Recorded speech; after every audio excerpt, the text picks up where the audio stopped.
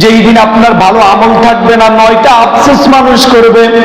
1 নম্বর আফসোস হচ্ছে মানুষ বলবে কুনতু তুরাবা, হায় আমি যদি আজকে মাটি হয়ে যেতাম, আমি যদি আজকে মাটি হয়ে যেতাম।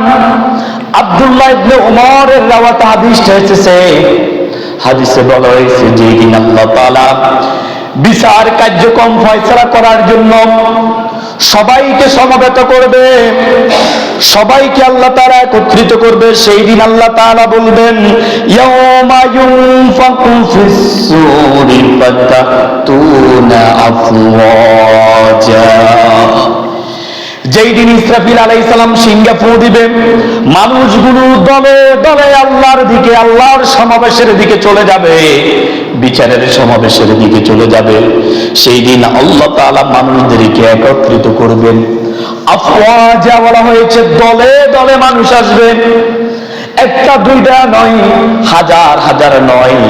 ওই আদম আলাইহিস সালাম থেকে এই পর্যন্ত নয়, কিয়ামত পর্যন্ত যত মানুষ আসবে আফওয়াজা, দলে দলে সবাই আল্লাহর ওই সমাবেশের কাছে চলে যাবে। যেই দিন হিসাবের ফয়সালাটা মানুষের সামনে চলে আসবে, হিসাব দেওয়ার জন্য সবাই পাগল পারা হয়ে যাবে। সূরা হজের মধ্যে বলা হয়েছে সুকরা, মানুষগুলো দেখতে মাতালের মতো লাগবে, আসলে তারা মাতাল না।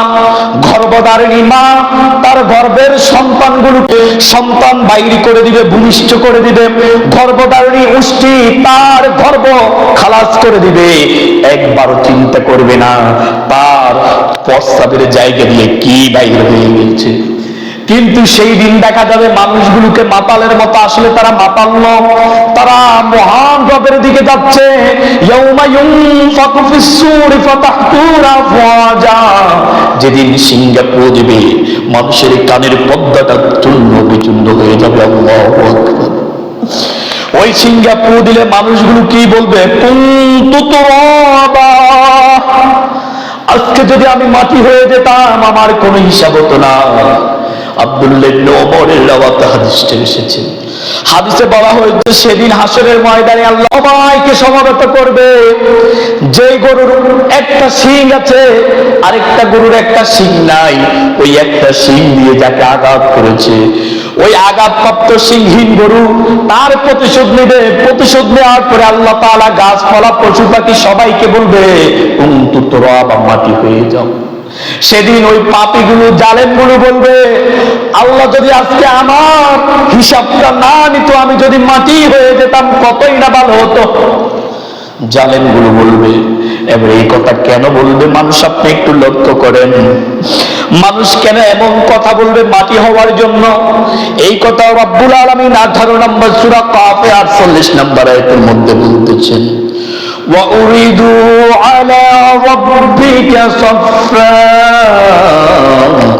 তাদের সবাইকে আল্লাহর সামনে দাঁড়াতে হবে, দাঁড় করানো হবে।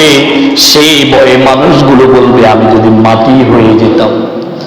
একটা জিনিস বুঝার চেষ্টা করেন, এইখানে যদি আপনাদের কারো বিচার হয়, ধরেন ছেলে অন্যায় করেছে, বাপ যদি জীবিত থাকে, বাপ বিচারের মজলিসে, বাপ কিন্তু ছেলের অন্যায়ের কারণে মাথাটা উঁচু থাকে না, মাথাটা নিচু থাকে।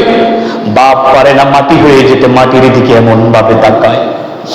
ঠিক আল্লাহ রাব্বুল আলামিন বলতেছেন সেদিন জালেমদের অবস্থা এমন হবে। জালেমরা বলবে, সেদিন আল্লাহ বলছেন ওয়া উরিদু আলা রাব্বিকা সাফফা, সবাইকে আমি আল্লাহর সাথে সমবেত হবে। এখন যারা আমার সামনে আছেন একইভাবে এইখানে তো বসে আছেন, হয়তো পাখা চলতেছে, গরম লাগতেছে না, সেই দিন পাখা চলবে না, সূর্যটা আপনার মাথার একবারে নিকটবর্তী হয়ে যাবে, এত জোরে চাপ দিবে, মাথার মগজগুলো খসে খসে টকবক টকবক করতে করতে পড়ে যাবে, আপনি তখন দিশেহারা হয়ে যাবেন। এবারে আল্লাহ তাআলা বলছেন আপনি আল্লাহর ভয়